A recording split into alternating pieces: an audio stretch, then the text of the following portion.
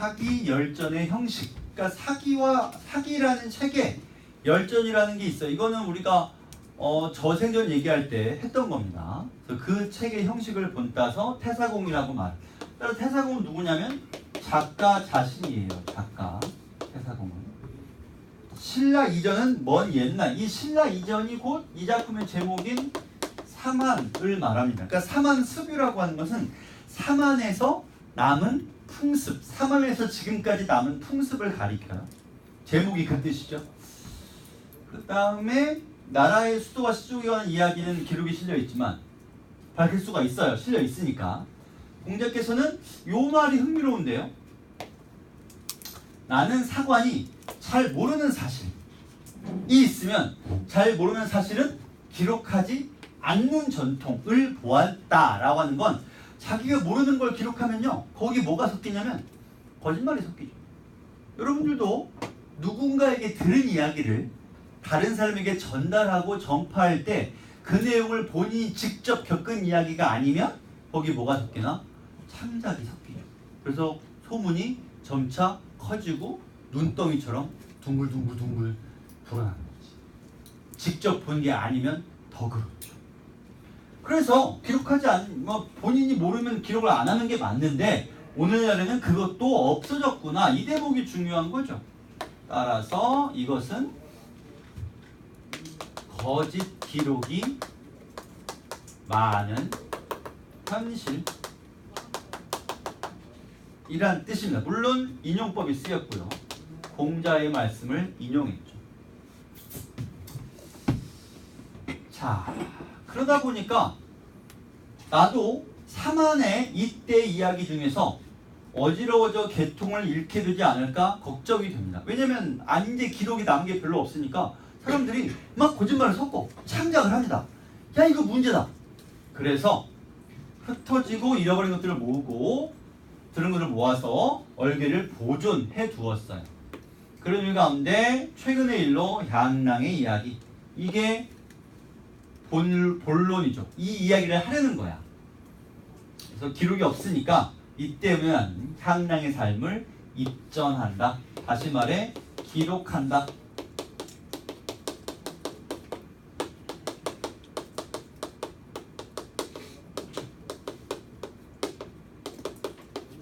내가 이걸 왜 쓰는지를 여기서 밝혀준 거죠. 사람들이 워낙 잘못된 기록을 많이 남기고 있어. 기록에 거짓말이 많아. 야, 이거 이러다가는 생 거짓말만 남겠다. 이거 큰일이다. 그러니까 그나마 기록이 좀 남아 있을 때 내가 이야기를 전할 수 있는 지금 남겨둘 테니까 내가 남길 만한 기록으로는 향랑의 삶이 제일 남길 만한 기록인데 여기다가 그 기록을 남겨둔다. 향랑이 누군데요? 자, 이제 본론 갑니다. 의열려. 자, 호칭을 의열려라고 정했어요.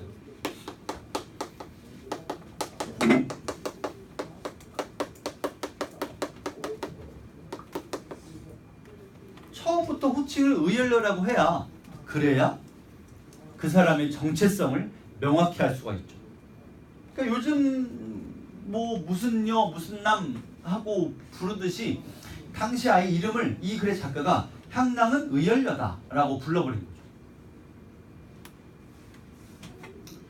그러면 의열려는 양민의 딸이에요. 평범한 사람의 집에서 태어났네요. 엄청난 비범한 혈통이나 신이한 부모가 있진 않아.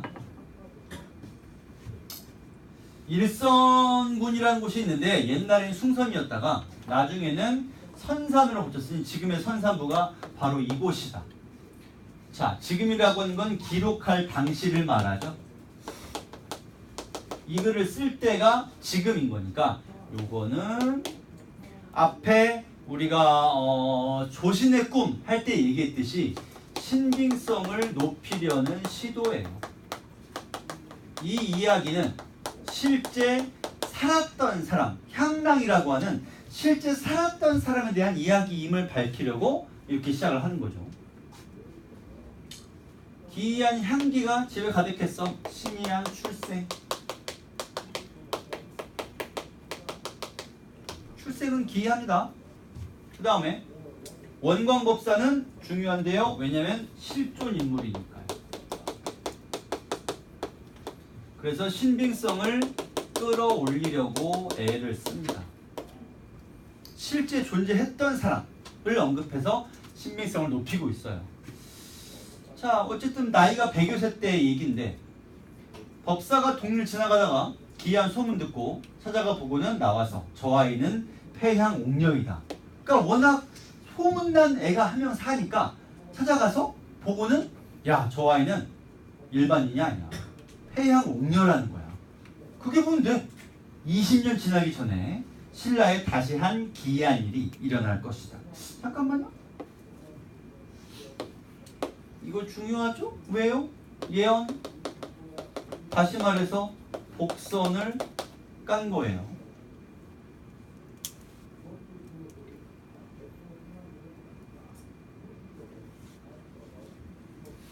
그러면 사람들이 여러분 같으면 이런 말을 들으면 뭐라고 하겠어요? 이 사람한테. 무슨 일이요? 뭔 기이한 일이요? 물어볼 거 아니야. 무슨 일인데요? 그럼 이렇게 말한 사람은 보통 그걸 말해줘 안 해줘? 나쁜 놈이죠. 알고 보니 원광법사 나쁜 놈이었다. 사람들이 물어봐도 대답 안 해줘요. 청하자. 그때서야 말했다. 처음부터 말하지 말지. 말을 해주든가. 그래서 내가 들은 말이 이렇다. 폐양옥녀는 향하는 책상입니다. 상제에 심부름을 하였다. 상제라고 하는 건 옥황상제를 말해요. 따라서 도교적이에요. 야, 옥황상제가 불교인 줄 아는 사람이 있던데 여러분 그러면 안 돼. 옥황상제는 도교의 최고의 존재죠. 하늘을 지배하는 존재죠. 자색과 품성이 매우 뛰어나. 글솜씨도 뛰어나. 그럼 우리가 이거를 재색겸비다. 재는 재주, 색은 외모, 재주와 외모를 모두 갖추었다 라는 거지. 소연아, 본인 주변에 재색겸비한 사람이 있어요? 응? 없다고? 여러분, 소연이 주변에 있는 여러분, 당신들은 재색겸비한 사람들이 아니야. 소연이가 말했어 지금. 자, 농담이고요. 재색겸비한 사람이라고 하는 게 말 그대로 재주도 뛰어난 데다가 잘생기고 예쁜 사람을 가리키죠. 자, 8월 저녁이면 거기서 구슬을 차고 다녔고 향기가 나기 때문에 폐양옥녀라고 했대요. 그녀는 대선 문화의 관하동자와 묵은 인연이 있어서 부부가 될 것이나, 그럼 이건 어때요? 신선계의 원래 신성계에 살 때부터 두 명이 연인이었어. 한 명은 폐양옥녀, 또 한 명은 관화동자. 둘이 사귀는 사이였단 말이죠. 그래서 지상계에 내려와서도 부부가 될 건데, 그러나 여러 세대에 걸친 업보가 있어 혼사는 반드시 이루어지지 않을 것이다. 삼생을 거치면 끝내. 그러니까 윤회를 여러 번 하면, 여러 번 윤회, 죽고 살고 죽고 살고 하면 끝내 소마 이루겠지만 천하에 일이 많을 것이 걱정이다. 자, 그러면 이렇게 돼서요, 역시 복선 이르겠죠. 이 시끌벅적한 연애 때문에, 이 말도 안 되는 연애 때문에 천하에는 시끄러운 일이 많을 거다 라고 원광법사가 예언을 해준 거예요. 자, 이런 예언을 들었으니 신라시대 이 말을 들은 사람들은 뭘 폐양옥녀를 죽여야죠. 그래도 돼요? 그럼 돼? 안 돼? 옥녀를 죽이지 않으면 천하에 일이 많을 텐데, 신라에 큰일이 일어날 텐데, 그래도 그냥 살려야 돼요? 어떻게 생각해? 여기 캡틴 아메리카 같은 사람이 있습니다. 생명은 소중하다. 생명을 거래할 수 없다. 이런 거죠. 자, 사람들이 까닭을 알려달라고 하자. 법사는 지나보면 마땅히 알게 될 것이니 내 어찌 천기를 도설하겠는가? 이미 다 말해놓고 이제 와서 야, 다 알게 줄 거야. 그렇게 그냥 갑니다. 정작 죽여야 될 건 원광법사입니다. 이 사람 정말 나쁜 놈인데. 자, 계속 갑니다. 어려서 총명하더니 장성에서는 자세기 남들을 압도하고요. 문사는 글솜씨죠. 성년이 되지 않았는데도 혼사를 처음 한 사람이 문에 가득해요. 아직 10대 초반인데 사람들이 문에 가득 몰려들어가지고 대개 따님과 우리 아들을 결혼시킵시다 라는 사람들이 줄 서가지고 대기를 하고 있어요. 중약부 줄거리. 향랑은 부모의 강권에 의해 효렴 대신 부잣집으로, 이 사람을 나는 마음에 드는데 부잣집 갔어요. 하지만 남편과 시어머니의 박대로 쫓겨난 후 개가를 강요당하다가 마침내 자결합니다. 개가란 재혼을 뜻해요. 재혼. 그러면 이 셋의 공통점 뭐야? 전부.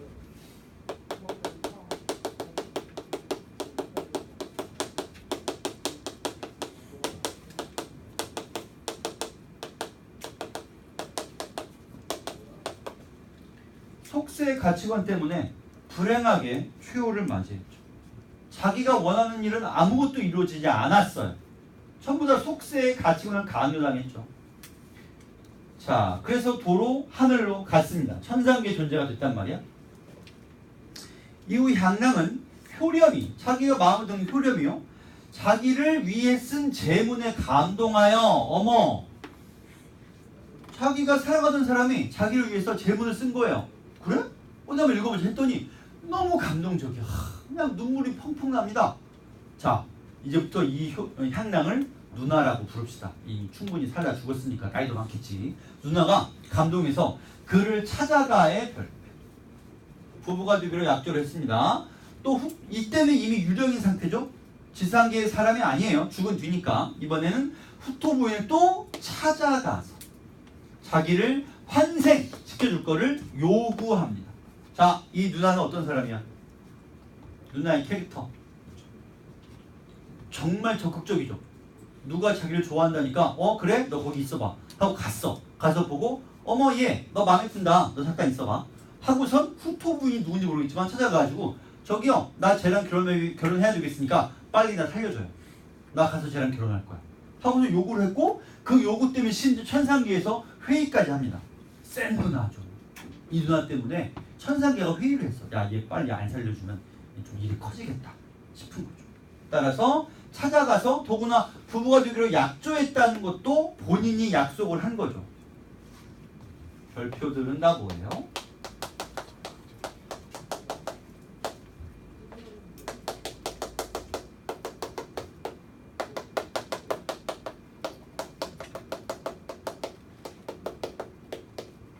스스로의 운명을 스스로 결정하는 모습을 보이죠.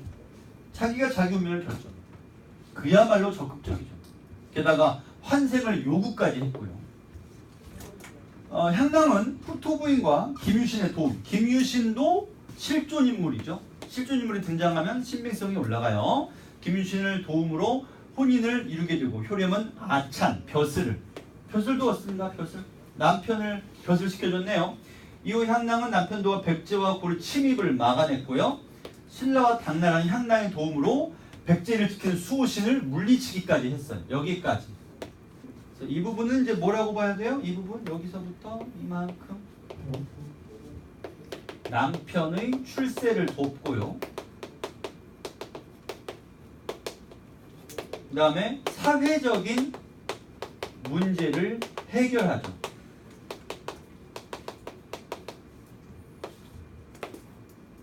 남편의 출세를 도운 것에 끝나지 않고 사회 전체의 문제를 해결해버립니다.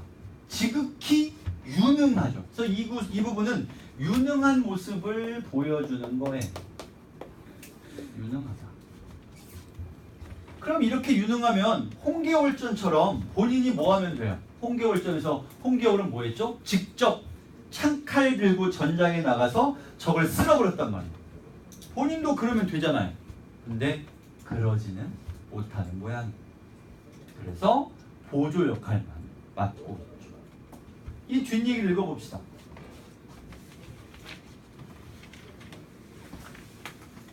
자, 백제를 지키는 용을 물리친 건 좋은데 용 고기를 먹었다가 다 기절했어. 다 정신을 잃었습니다. 난리가 났어요. 수호신을 먹었으니 그럴만도 하죠. 소장군 또한 병든상. 소장군은 당나라 장군이죠. 이때는 당나라였으니까. 당나라 장군. 유신은 실존 인물인 김유신.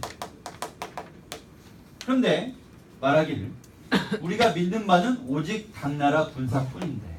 그래서 이것이 신라의 당시 현실이죠. 우리가 믿는 바는 당나라 군사뿐이다. 우리에게는 제대로 된 힘이 없다. 근데 지금 당나라 장군이 다 병들고 쓰러졌으니까 우리는 이제 망했다. 대산을 물고 나갔어. 백제에게는 원한만 사게 되었고 군사면 진퇴양난이요. 어째요? 부인께서는 용을 잡는 방법을 아셨으니 해독 방법도 알고 계실 것이요. 이때 부인이란 당연히 향랑을 가리키죠. 우영아 뒤로 나가시고 저기 규리도 일어나. 앉아있지 말고 일어나. 우영이도 뒤로 나가. 뒤에 그 스탠딩 책상 있건 없건 뒤로 나가서 공부하세요. 그 다음에 지원이도 계속 헤드뱅잉 하지 마시고 어떻게 좀 대책을 강구를 해봐요. 자, 전말을 타고 가서 부인에게 물어보는 게 좋겠어. 이런 걸 결제해지라 하는 것이요. 이 대목에서는 첫째는 김유신의 결단력을 알 수 있고요. 더하기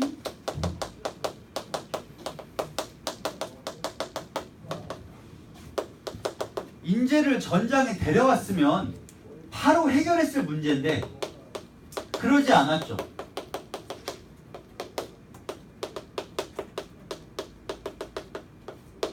왜 그랬을까요? 왜 인재를 전장에 데려오지 않았어요? 여성이라서. 이유는 그거밖에 없죠. 자, 근데 문제는 이것이 이 부분이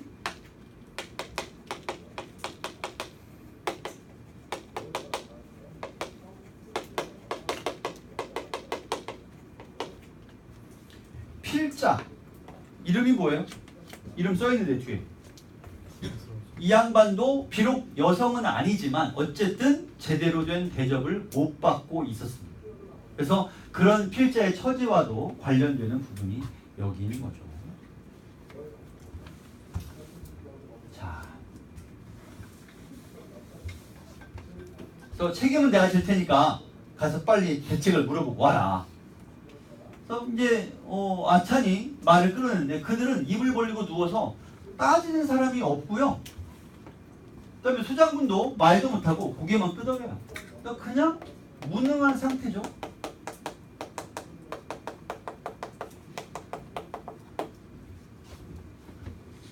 들어와서 소리칩니다. 부인 어디 계시오? 무슨 일이 있습니까? 이를 대략 말했다. 부인이 무슨 말하기를 당나라 사람들의 탐식증이 심하군요. 부인의 여유가 보입니다. 하지만 동시에 유능한 인재의 여유인 것이죠. 자기는 이미 다 해결책을 알고 있으니까 이 대목에서 웃음이 나오죠. 하지만 만약에 이 사람들 자기도 해결책을 몰랐으면 이게 지금 웃을 일이 아니죠. 전쟁에서 지게 생겼는데 난리가 커져요. 자, 아찬이 말했다. 농담할 때가 아니요. 어서 좋은 방법을 알려주시오. 질문. 여기 지금 2로 묶여 있습니다. 여러분 생각하기에 2로 묶인 부분은 요약적 제시예요? 장면적 제시예요? 장면적 제시. 그렇죠. 그러나 한 줄은 요약적 제시야. 그게 어느 거야? 이를 대략 말했다. 이건 요약적 제시. 자, 그 다음에 부인이 말했다. 이 부인의 말을 다 읽을 필요가 없어. 읽어봤자 무슨 뜻인지도 몰라. 그래서 이렇게 해봅시다. 여기 여룡씨라는 사람이 말하기를 용이 두 종류인데 물고기 변한 용은 독이 없어. 근데 뱀이 변한 용은 독이 있어. 또 공자는 또 뭐라고 했냐면 용을 어떻게 할지 모르겠다 했던 것은 진룡. 진룡은 뱀이 변한 용입니다. 이거 먹으면 독이 있죠. 자, 여기까지는 그냥 인용법 자신의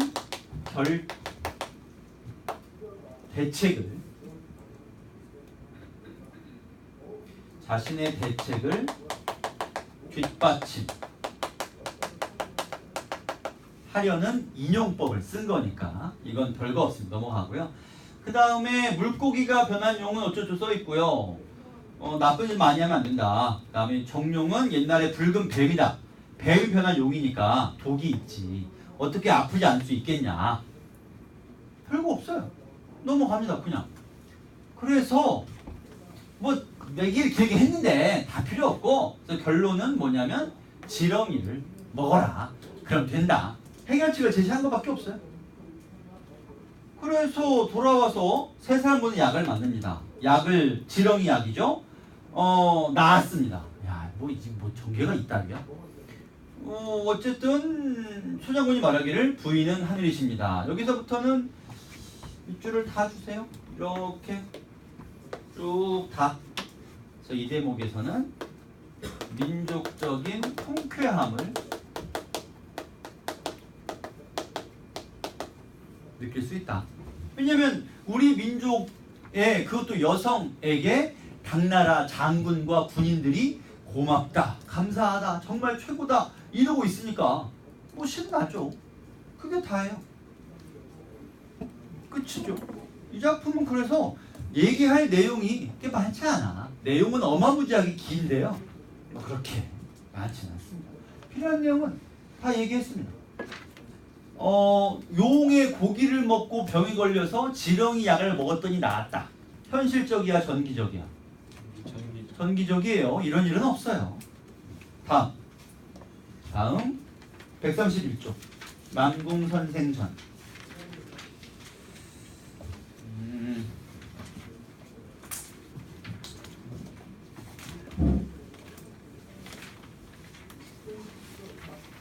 요거는 그렇게까지 길진 않죠. 2페이지 정도가 되는데 2페이지도 안 됩니다.